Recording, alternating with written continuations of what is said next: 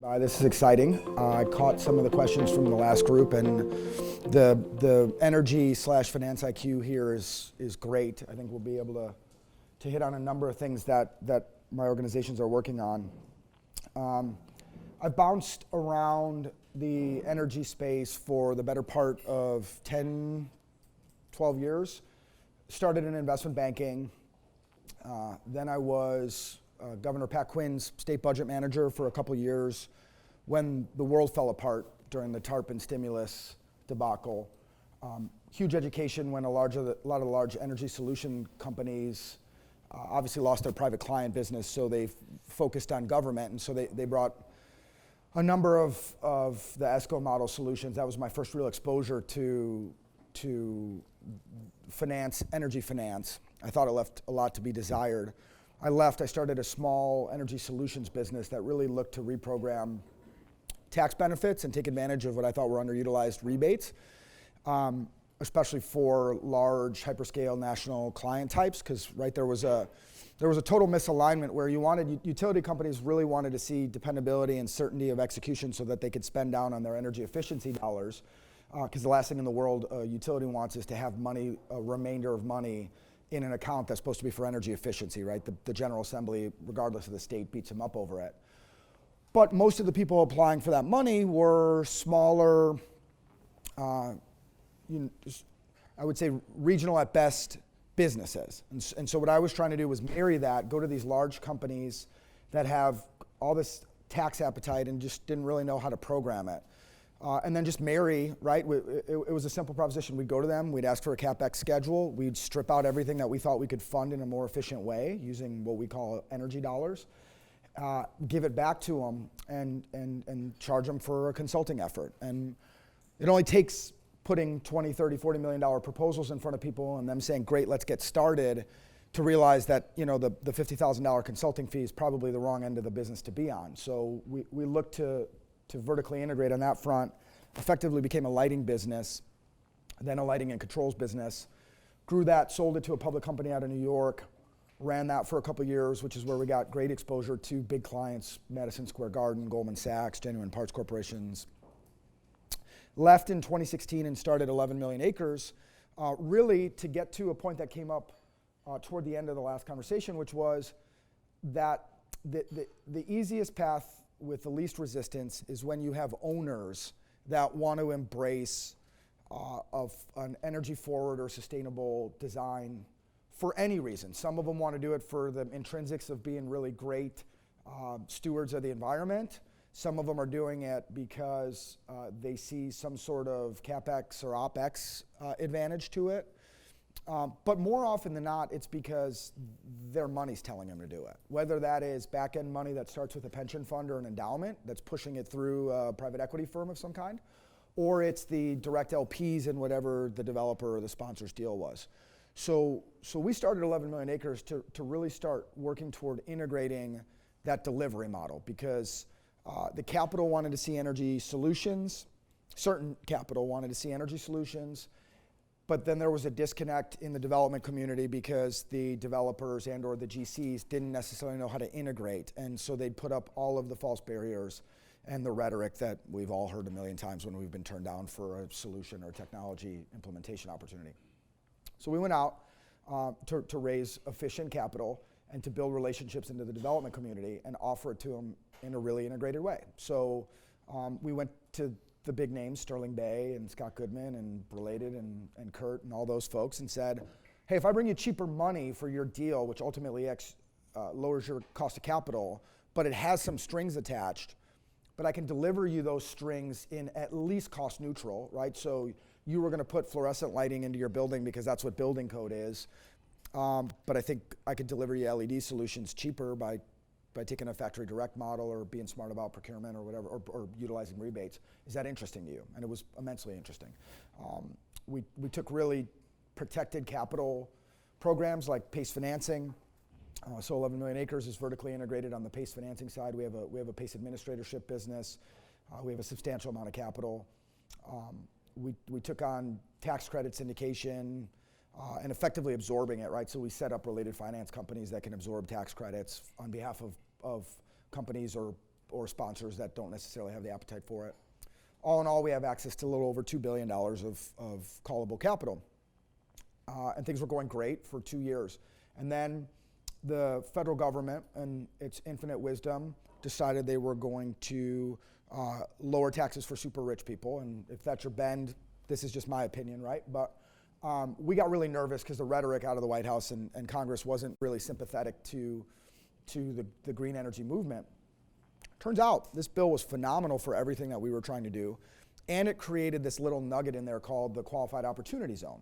So who here is familiar? And by the way, if anybody has a question, shoot it out. We don't have to wait till the end. Hammer me with whatever you got. Who knows what a Qualified Opportunity Zone is? Has that bubbled up to where you're at yet?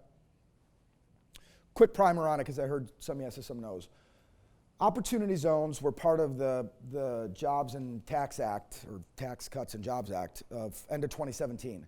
And effectively what it did was it allowed governors in each state to select zones based on basically new market tax districts. They could take a select amount of those, 25% of new market districts, and create qualified opportunity zones.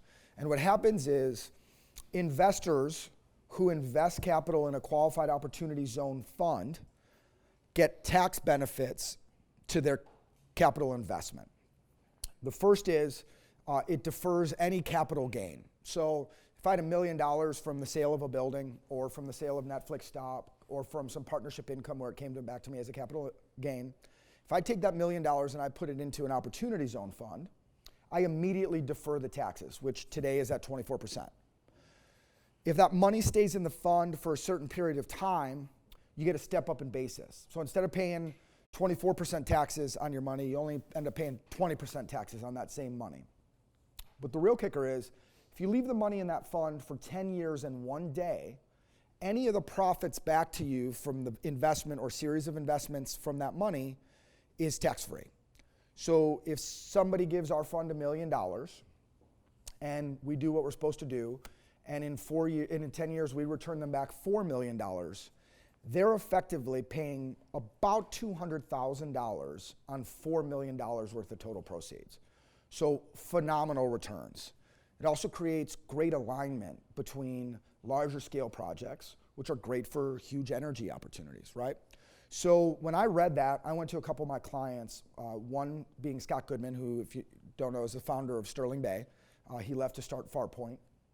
And I went to Bob Clark, who's the founder of Clayco Construction, which is so much more than that now. And I said, guys, you've been opportunity zone investors and developers for 30 years. You just didn't get any tax breaks for it. I am fresh off of what was a pretty successful fundraise.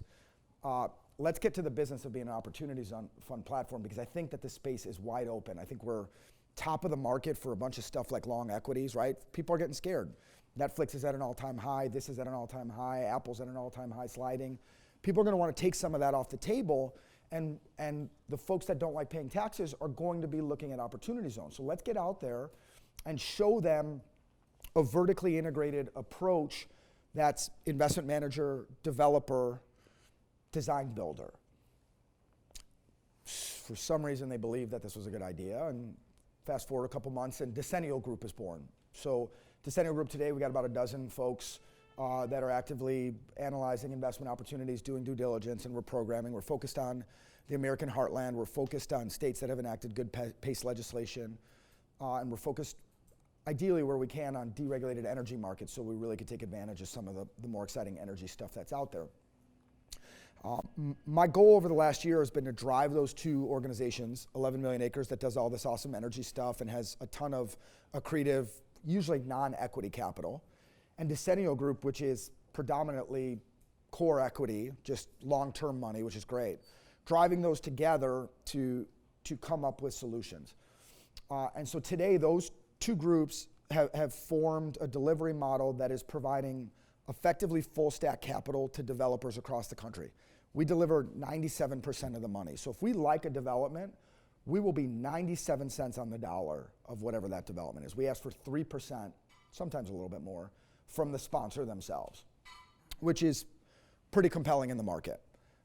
The second thing we offer is we offer a really, really efficient delivery model on build-to-suit for corporate clients. So whether it's Dollar General or Home Depot or Amazon, we could come to them and say, soup to nuts, we can deliver you whatever that asset is that you want built in record time because we're vertically integrated, and in really, really low cost to you because we take advantage of all this opportunity zone stuff and the tax credits out of 11 million. And they love it, right? So you get certainty execution at a really low price. In both those scenarios, we get to funnel through awesome energy solutions, right? Some of them we have a thumb on, some of them I was learning about here today and I want to learn more about because I think we could be a phenomenal delivery model for that stuff. But of it all, the piece that I'm the most excited about is a program called OWEN, which stands for Owned Energy. And I'm about to go through a presentation of OWEN because I think everybody in this room, from what I've seen from bios, has some place in our OWEN platform, and we are aggressively recruiting partners for it. So I'm going to run through OWEN. 11 million acres in Decennial, there you see it. Some of the stuff I'm going to breeze through. So you heard the spiel, but look, when I'm in front of a Walgreens or a Verizon or a McDonald's or a you name it, somewhere along the line, they like everything I've said, and then, pardon my French, but the thought that through their head is, who is this guy, right? I've never heard of his business, I've never heard of him, and he's in here telling me my business, usually in some sort of top-down, right? Because we usually work CFO or CEO in, a lot of times because they're LPs in our fund, right? It's the CEOs or former CEOs are probably our largest cheerleaders who took awesome bio packages, have a ton of cap gains when they start to bleed out stock, and they invest in our fund. Well, we go to them and say, hey, we'd love to talk to some of the names I told you. So we hit it right in the front, right? I'm here with OWEN, which we've kind of had on the shelf for about 3 years.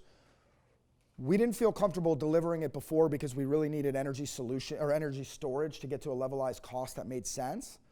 But then out of nowhere, the opportunity zone thing happened. So we hit pause even in 2018 to let that form. We feel comfortable delivering now because we have these awesome tax benefits. We have energy storage prices plummeting to a point where there's this nexus, right? There's this catalyst point where you could still take advantage of the investment tax credits, Section 48 credits, but the price of energy storage is plummeting. So you've got this dislocation point where you have an overly attractive batteries. Yeah, for the most part, batteries. Yeah. So 2019 is our big debut. We've been out in the market with it for about 5 months. And that's us, right? We're a vertically integrated energy infrastructure developer, asset manager, and design builder. We've got 2,000 people either swinging hammers or running spreadsheets or something in between those, 12 offices across the United States. And what we're trying to do is deliver a turnkey energy management platform to hyperscale clients who are really looking for certainty of execution in a multi-phase plan. You guys know this, so I'm going to breeze through some of this. But all of these corporate titans are hearing the same things, right? They've got this tremendous corporate earnings quarterly focus, but then they're also getting banged over the head with you need to be sustainable and environmentally conscious, and no one is translating those two things to them, even though there's a direct correlation between doing them both. If you're smart about your delivery on this sustainable mandate, you can see an earnings per share. It just has to be structured the right way. And then there's just this legacy mentality in so many of these large organizations where energy was born out of a necessity, and the only way that these companies could get to delivering it to the market was by peeling somebody in the real estate group off. Because the CFO would be like, I don't even know what this stuff means, but pension fund X is CalPERS is our 8th largest investor or shareholder, and they're telling me, some 24-year-old punk over there is telling me that I need to have some sort of lead something or whatever. Lead seems like it's on the buildings. I looked it up on the internet. Somebody figured this out. The CFO goes to the head of real estate. He's like, yeah, we got lighting in the CapEx. I'll take 20% of it and make it LED instead of fluorescent. And then he comes back and he says, I need more money because this LED stuff is really expensive. And that's been how it's worked for 15 years, except for the big names, the usual suspects, like the Amazons, the Prologises, who are really embracing this. But that is such a small and very concentrated decision-making team compared to the broader opportunity. So what we tell these groups is really we're going to drive you 3 things, and if you move fast, a 4th. And the first is a customized and phased multi-year energy management plan. We're going to deliver it through a totally proprietary and what we believe is most efficient tax-advantaged model in the market. And we're going to give you access to hundreds of people that are subject matter experts in all the stuff that you fail at every time you take a once-in-a-decade decision and try and make it yourself, right? Why do you do that?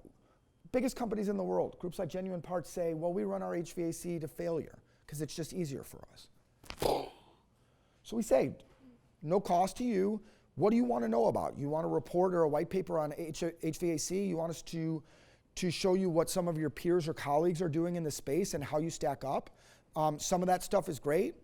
Usually we'll lead into it and say, hey, we think you're really forward in A, B, and C, stuff you might want to put in your corporate earnings or your annual report. Well, we deliver them the whole alphabet, and they see that they are maybe a market leader in 2 or 3 things, and they suck at 15 of them. Now it's in the register, now it's been circulated, we start to build some traction around that. The bonus is, our goal effectively is to introduce into the market something called energy under management. And basically what we want to do is go to these big companies and say, give us your energy spend. And I'll show you how we get to there in a second. The goal is 50, 60, 70,000 assets where we control the energy spend in a way that's aligned with the corporate partner. Well, if I've got 50,000 buildings and I've got $5 or $6 billion of annual energy under management, I can start to go to solutions companies and say to them, hey, you're in your Series B round, right? You've gone through seed, you've gone through Series A, you're moving toward commercialization of your technology. You probably had some bites in your Series A from the private equity community. You want to go to Series B and Series C so that you can really blow out your platform. You're going to raise lazy Series B capital, and you're going to have to report to them. Or how about I show you a portfolio of 50,000 buildings, give you really advanced understanding of the energy spend within those buildings, and then you tell me which one would be really great purchase orders for you. And if you're trying to raise $10 million in your Series B, what if I give you $10 million worth of positive cash flow purchase orders? And instead, you don't have to raise the money from passive capital. You give me that Series B equity stock in your business. You can raise the 10 million, and maybe you get a good name like A16, Anderson Horowitz or somebody, or SoftBank or whatever. Or I'll give you the net revenue value of it, which comes with top line revenue, which is what's going to help you with bank loans and credit facilities. Plus, I'm going to let you cherry pick case studies with names like Hyatt and Prologis and Walgreens and whomever on it. Plus, I'm going to give you a team of advisors and real-time feedback in a scenario that's not adversarial. I'm not hoping you fail. I'm your equity partner. I'm going to give you first-in-line information if your stuff is starting to suck. So we're creating what we're calling a vision fund where smart solutions that we think have a place in our portfolio of energy under management, we're going to invite them into that for equity in their position. Well, that's a virtuous cycle, because now I could go to some of those big names that I was saying and say to them, hey, pledge your stock to me, pledge your 9,500 assets in the United States to Walgreens. I'm going to give you some benefits that I'm going to tell you about in a second. Plus, I'm going to give you some sliver equity, right? So I'll run this like a true private equity fund. I'll take a 40% promote. But you're effectively going to have a 60% in the money solution, no money down, and you're going to be involved in all these case studies. It's been phenomenally successful, more successful than we thought.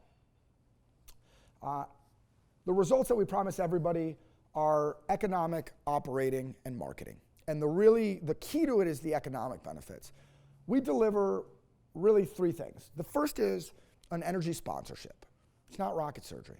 All of these big sports groups do it. They go in and they sponsor massive stadiums for the rights to put their name on there and put their gear in there. We just said, what if we deliver it to Joe Schmo instead of AT&T or Madison Square Garden or any of these big stadiums? We go to these groups, do some analysis, and literally say, hey, if we sign this contract, I will pay you $50 million within 30 days of closing. So number 1 is upfront money. Completely disarms the negotiation. The second thing we do is we lower and we lock their energy costs. We literally tell them, we are going to absorb X amount of your total energy. So you're a $400 million a year domestic energy consumer. I'm going to absorb $250 million of that, and I'm only going to charge you $225 million. I'm going to lock it there for 7 to 10 years. So I'm going to give you budget certainty and an immediate reduced cost. And by the way, we explain that $25 million delta to them in the form of earnings per share if they're public, or in terms of cash on cash return to whatever their equity is if they're a closely privately held company. And then the third thing we do is we say, for all of the real estate assets that comprise that portion that we've taken over, Here's a schedule of stuff that you don't have to pay for anymore. I'm going to pay for lighting, HVAC, sensors, building envelope, air sealant, whatever, refrigeration, coolant, whatever it is, depending on that client. We're going to pay for that. So you can take that out of your CapEx budget and focus your CapEx on whatever your core business is. Why do we want to take that expense on? The reason it's expensive for other groups is they can't take advantage of things like net operating loss, because 179D depreciations because they have net operating loss or they have some other tax scheme. They never program tax credits the right way. They don't buy efficiently. So they were going to buy it at $10, whatever that widget is. We buy it at $8 because we buy smarter and we're in the market every day. They get no tax benefits for it because they can't, whatever, their CFO says this or there's something more compelling. We can take it all day, so $8 becomes $5.50 when you take the tax benefits into it. And we've got really smart capital from a financing perspective, so it's positive cash flow for me day one. So with those three things, upfront money, lowered and locked ongoing OpEx, and an elimination of a large piece of their CapEx budget, we're the belle of the ball. After that, we talk about, hey, you've got an outsourced experts.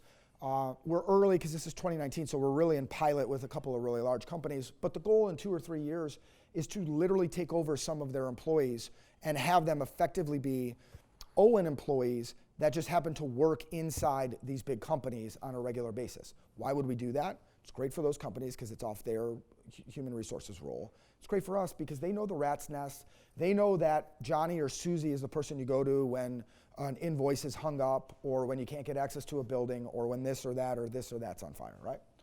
So we give them outsourced experts. Ultimately, we're going to absorb some of their headcount. And then the marketing benefits are just crazy, right? The goal is every quarter we deliver them. Hey, 50 of your buildings are now LEED Silver because we did A, B, C, and D of them. Hey, you've reduced X amount of greenhouse gas emission because of the following things that we're doing on your behalf to make money. Hey, you're now buying X gigawatt hours of power through entirely renewable because we're going to do that, right? We're going to develop those solutions. Give you an example. We're taking a $30 million equity investment from a very, very large company that you've seen in the paper a dozen times in the last year for buying solar farms or wind farms. We're taking $30 million of tax equity from them. We're giving them back $35 million in direct tax credit and deferred tax savings from the combination of our energy platform and the OZ platform, Opportunity Zone platform. So they're giving me $30 million this year. I'm giving them $35 million when they do their taxes at the end of the year. And I'm locking a power purchase agreement, cost of commodity, cost of supply rate for 20 years at 3.8 cents. If you take the imputed benefits of the $35 million I gave them, they're literal, for 20 years, 1.9 billion kilowatt hours of power at slightly over 11 cents. I'm sorry, slightly over 1.1 cents per kWh, $11.5 megawatt hours. Nowhere in the market, nowhere in the market. So for us, companies that don't want to deal with that brain damage, that aren't programmed to be able to do that stuff, that's our arbitrage. We take their energy spend from 250, we make it 225, and then we keep the savings, whatever's in there. So we want to reduce electrons, which we're going to get to here in a second. So we run them through this platform, and I'm going to do it really quickly so we can get to questions, but we work through administrative stuff. Are they on the right tariff? Are they owed money back? All that kind of stuff. Totally paper transaction stuff. Then we go through reduction elements, all the stuff that you know, reducing electrons. Then you go through production elements. Where should we be making power? That's an easy one. Is it in states that we could take advantage of community solar benefits? Okay. Or should it be distributed generation opportunities? Right? People think in areas like Alabama and Arkansas, there's massive food prep plants for companies like Tyson. No one goes in there and does anything for them because they're not deregulated markets. But these folks have 2,000 acres of land out the back door that are perfect for solar and can be a way better delivery model because it's DG. So you could get them in with sun hours at 1,500, 1,600 sun hours a year. I mean, you're going to hit sub 4 cent kWh all in because it's DG, right? It's behind the meter. Storage ever becomes increasing. You want to take advantage of PJM. You want to take advantage of capacity. You sell out the back door with that stuff. And you really own a market that I think is going to open and close in the next 18 months. Smart people are taking advantage of placing energy storage assets with flexibility, and they are going to make an obscene amount of money over the next 20 years because the market's going to shut. Utility companies and ISOs are going to get to capacity where they know they don't have to deal with peakers anymore. They just need to deal with their 30 battery customers, and that's it. They'll run through demand response and peak shaving, and then they'll go to capacity partners. And then the last is, after you've gone through this whole cycle, you need to run your procurement again. And you got to decide, do you go to a retail energy suppliers or do you just do it in-house at that time? So the top is usage curve and how do you levelize peak demand, because that's where you get all sorts of savings in and above whatever the commodity cost is. And then the bottom is the actual rate. This is gobbledygook, right? Everybody knows this, right? These guys plan, they budget, they procure, they realize, and they screw it up at every step. We just show them we're sensitive to that stuff and that we're going to do it better. Just helping them understand risks are different in each one of these, right? Your renewable risk is not really technology selection. On the solar side, it's going to be static or it's going to be trackers. On the wind side, you don't really have options. But you get to energy efficiency, and technology risk is like far and away your runaway biggest risk. Screw that puppy up and total waste. Like I see these T5s, no offense if you own stock or you're a T5 guy in here, but man, you got stuck in a stranded technology. You got goosed by Philips and GE who wanted to get the last ounce out of a technology, and then a year later they converted to LED like everybody else. So we just show them that we're sensitive to understanding that they don't understand this stuff. Example of that. That's us. 11 million delivers energy capital and development expertise. Decennial is a registered investment advisor, which becomes really important when you tell these clients, hey, I'm going to take $200 million of third-party money from you over the next 5 years. Being an RIA, which I would say less than 3%, probably less than 1% of energy solutions business are registered investment advisors. We're the QOZ Capital side on the Decennial, and then design build, right? We put that in there so that people don't think I'm lying, right? We've been in the newspaper. Why now? I told you, right? There's really two major pieces to that. Federal and state risk. Actually, something really interesting we've seen happen. This, what we perceive as a total lack of leadership at the federal level, has created this vacuum that's been filled by state legislation, right? All over the country, states have stepped up in big ways and pushed awesome stuff. Illinois, not the least of which, right? Probably the most aggressive REC program in the United States. They bumbled the communities piece of it, but like small solar, 25 kW and less, it's the best program in the country. So that, and then the levelized cost of energy storage, like I said. That's a case study. I could share these with you, but our team collectively, I've done 1,500 energy retrofits, and however much, at this point, we've either financed or helped develop almost 1 gigawatt of solar. Those are our two organizations. Some of the names. Bob and Scott. My partner, Mark. A bunch of you probably know Mark Pruitt. And thank you. So that's us. Any questions? It was that boring. What's the risk to outsourcing your energy needs to a third party? Failure to execute, right? I mean, we say this. Folks have outsourced things like healthcare because the markets are so complicated and so dynamic, and there's really efficient solution providers that do the translating for big insurance companies and big corporations, small corporations, individual plan, sole proprietor businesses. There's a really efficient as you can be, I guess, market in the middle of brokers and advisors and whomever. For some reason, no one or very few folks, it's changing every day, have accepted that energy markets are as complicated, if not more complicated, as dynamic, if not more dynamic, than healthcare markets. But folks think they can do it with two people who just graduated from school or didn't do anything in this space ever before, because that's what the market's been doing forever. So they buy it. There's a company, when I said $400 million, there's a real life company that we're working with that spends $390 million a year on energy in the United States. Their energy group has 3 people in it, and they told me when building the model that their supply cost average across the United States is 7 cents. We know that number's wrong, but it just gives you how disconnected they are. That the number they told me to build into a financial model for them is 7 cents. So execution, right? That's always it, right? And the execution's on 2 fronts. Failure to do it the right way, not knowing your business and mucking it up, or not getting to scalable critical mass. A company that's got 10,000 buildings across the United States, saying, hey, I'm gonna do this stuff on 50 of them doesn't help. Saying, hey, let me focus on your corporate headquarters and your 3 data centers, they get 1 million of those knocks on the door. How do you localize that solution? For a number of reasons.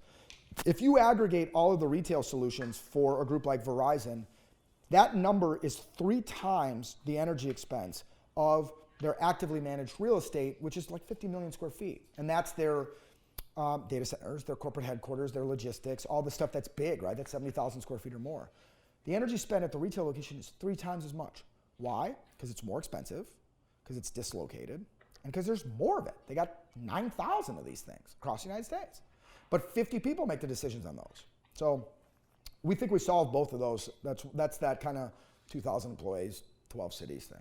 But that's our biggest one. What does DG stand for? Is it down grid or? Distributed generation. Sorry. Yeah. Yeah, that's the big space, right? You hear about these big, Amazon buys an Invenergy wind farm. They write most of the cost of that off as corporate goodwill because Invenergy developed it as an asset that maybe goes into utility and then ended up selling it. That stuff's utility scale or community. The opposite is you attach it directly to the asset and then it's distributed generation. You mentioned something about buying the HVAC system. You mentioned it. Is that like buying the entire mechanical asset of the building and you take it over as your asset and you're selling something back to the owner? Yeah. It's a gradient, right? It really depends on the client and it depends on how HVAC fits into it. But effectively what we say is for the next 7 to 10 years, we're going to take that over for you. So we're going to reprogram it. It's kind of the carrot at the end of this thing, which is if over that 7-year period, if I make an HVAC investment in your business and you don't re-up with me, effectively you get to keep it. Yeah, because I was at Siemens about Sure. 15 years ago, and we did a lot of that design, build, operate chiller plants and Yeah. chiller plants, and then Enron happened, the whole thing came to a crashing halt. And then because you still had to put it, they were using it as off-balance sheet financing, but it turned out they still had to put it on the balance sheet, and that whole thing came crashing down. So how are you getting by that today? Yeah, it shouldn't have been off balance sheet. It has to sit on somebody's balance sheet, and they punted, right? So my biggest knock against Siemens and Johnson's and Ameresco is that they come in and they offer off balance sheet solutions, and they absolutely are not because the asset isn't dislocated and there isn't a termination of the lien. Ameresco or Siemens doesn't buy it from somebody and then push it through. There's somebody that owns a mechanics lien or some sort of UCC to it, and they were a pass-through agent for it. It's like the number one wolf guarding the hen house, right? And part of why when I left, I said I got to see all these big groups. I was being diplomatic. They all hit the bed on this thing. All of them did. Enron brought it to a screeching halt because they decided to straddle both production markets and production, trading, and delivery markets where they offered financings like this. And they made their problem everybody's problem. Our delivery model has a whole bunch of stuff. Speaking to PACE financing, you can relocate a risk profile into a literal property tax lien position. Now it doesn't accelerate, right? You can offer somebody 20-year financing. It is off balance sheet in that it doesn't sit against your corporate earnings and you could take an unlimited amount of that money because it's at the asset level. It's recourse to you at the end of the day because if you can't make your property tax payment, somebody else is going to own your building. But it is off balance sheet, right? So that's where you disassociate corporate clients from real estate owners. Some of that's our secret sauce, but we've got a good solution for it. Yeah. So it's kind of like using PACE kind of gets you to that off balance sheet type scenario. Part of it, yeah. PACE is one tool in the toolbox. Select instance, right? It's not as readily available to corporate clients because a lot of time the corporate client is a leaseholder in somebody else's real estate. So then you got to go get owner consent, and that's tough. It's less tough when you're talking to the names I spoke to, like a Verizon or a Walgreens, because they're like the number one tenant that these owners want, right? And it's longer term lease. But it's just one arrow in the quiver. So your clients are leasing the equipment from you?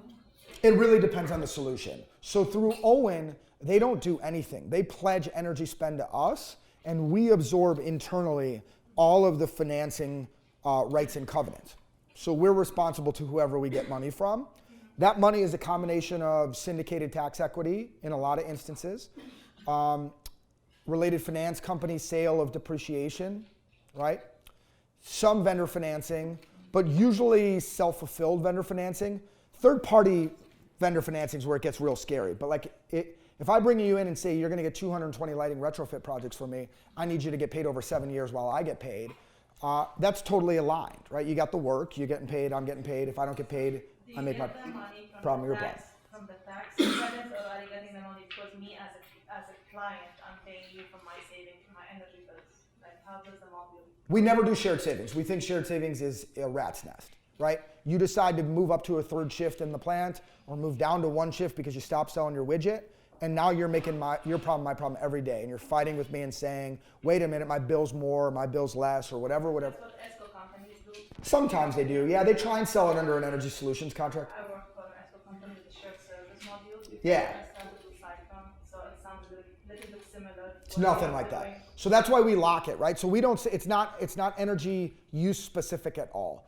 We go isolate a certain amount of energy spend, we take it over, and we lock that rate, right? So. And it's only on the equipment side. The things that you upgrade, the H. No. It's back to, we're going to affect that spend through all 5 of those cycles, right? Only reduction is equipment based. Production is wholly owned equipment for me, right?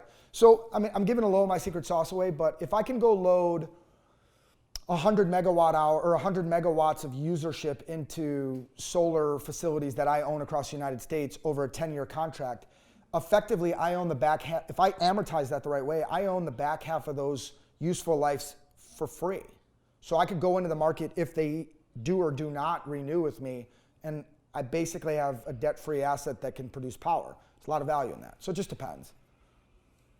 I would say our scorecard of what we do for a hyperscale client has more than 50 economic, equipment-based, or energy market-based solutions. And it just depends.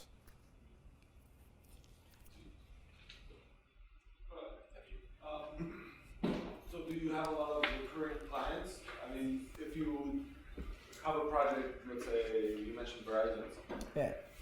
You do all their stores or their data centers. Is there like a? It sounds like it's you've been in like 5 years with OWEN. So in that time, have you had recurring clients where they come back and say, we have a new the store changed, the usage of the store changed, we have new equipment, and so there has to be a reassess of the whole place. So is that happening very often in the past? I guess it is a short time, 5 years. Does it happen very often? So OWEN is just this year, right? I told you we had had it on the shelf for about 3 years because batteries weren't at the right price. And then there was the opportunity zone didn't exist until January of 18. But we do have a number of clients that we did lower level retrofit work or very select cogen for some clients, like a big glass manufacturer, bottled glass manufacturer. And they absolutely do come back to us. They are our base. Some of the names I'm throwing out now is because we did retrofit work for them, and now we're going back to them with this all-encompassing solution.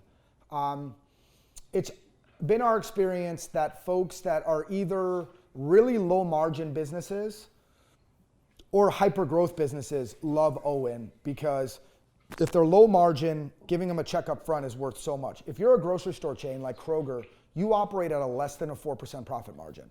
If I give you $50 million, that's like $1 billion in sales that year.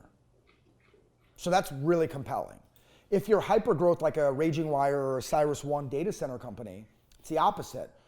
Your cost of equity to redo HVAC in one of your early systems, if I could take the HVAC out of your powered core and shell spend on enough assets, you could build another data center where your return on equity is in the low 30%. Last thing you want to do is spend money that gets you 30% return on an HVAC system. So. All right, so why don't we wrap you up and Yeah. folks to you now. Dave, thank you very much. Sure. Thanks, everyone.